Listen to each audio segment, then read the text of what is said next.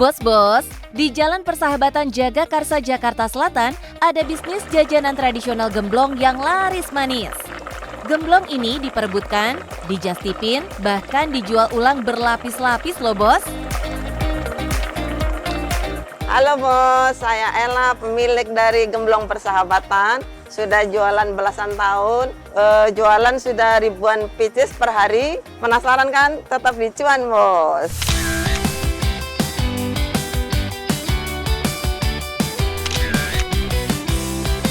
Bos, selama belasan tahun, usaha rumahan Gemblong Persahabatan bertahan dengan produk sederhana dan harga ramah di kantong. Ini yang bikin gak pernah sepi pembeli. Dan di tengah ramainya permintaan, model bisnisnya ikut berkembang. Yang panen cuan bukan cuma Ella pelaku usaha, tapi juga Ai yang buka layanan jasa titip Gemblong Persahabatan. Kalau mulai just tip aku sendiri ya bukan barang ini sih udah lama, tapi buat gemblong ini aku baru sekitar semingguan terakhir ini sih. Dan tiap hari alhamdulillah ada orderan. Setiap hari minimal banget 15 box sih. Paling banyak aku pernah 40 box. Gemblong ini naik level bos, bukan lagi sekedar jajanan pagi, tapi jadi barang incaran dengan pola distribusi mulut ke mulut dan komunitas. Laku banyak karena di grup Just Tipku itu kan banyak reseller ya. Jadi mereka juga jualin lagi. Dari aku 30.000, mereka jualin lagi sekitar 50.000. Satu produk bisa berpindah tangan lebih dari 2 kali. Bayangin aja, hanya dari Just Tip Gemblong, dalam sebulan bisa meraup cuan sebesar UMR Jakarta. Ya jadi kalau yang untuk just tip itu kita batasin supaya kalau yang datang itu kebagian, walaupun kalau datang itu dapat 5 atau 10, kalau pas lagi senggang ya kasih 10, tapi kalau lagi padat ya kasih 5, kadang-kadang nggak dikasih sama sekali kalau bener-bener padat banget. Dengan permintaan yang membludak, Ella dan suami dari pagi hingga sore tidak berhenti mengadon dan menggoreng. Membludaknya permintaan membuat Ella harus pasang strategi.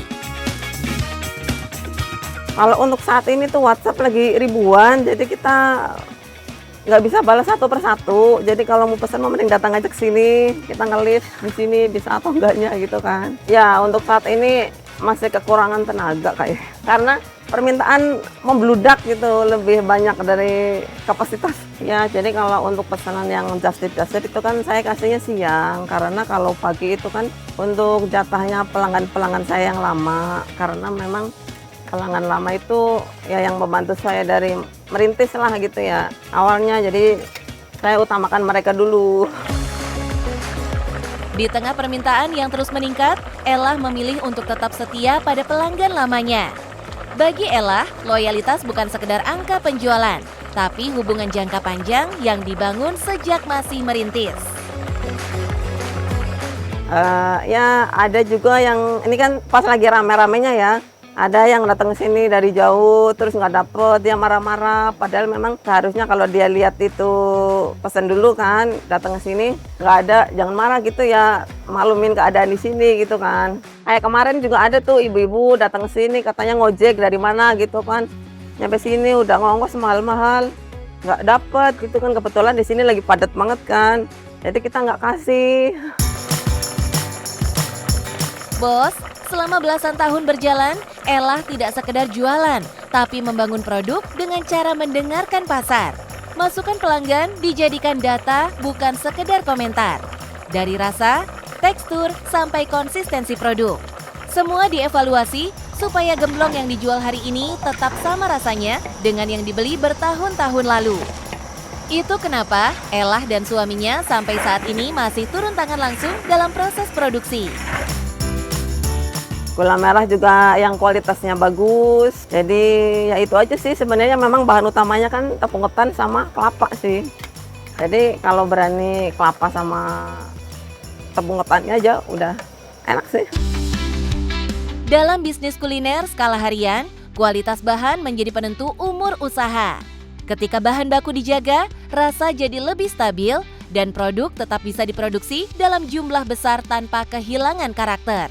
Inilah yang membuat pelanggan datang lagi dan lagi.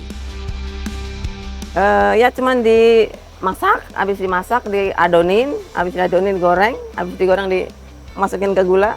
Udah gitu aja sih, simpel sebenarnya. Yang paling sulit itu biasanya ngatur apinya juga harus benar.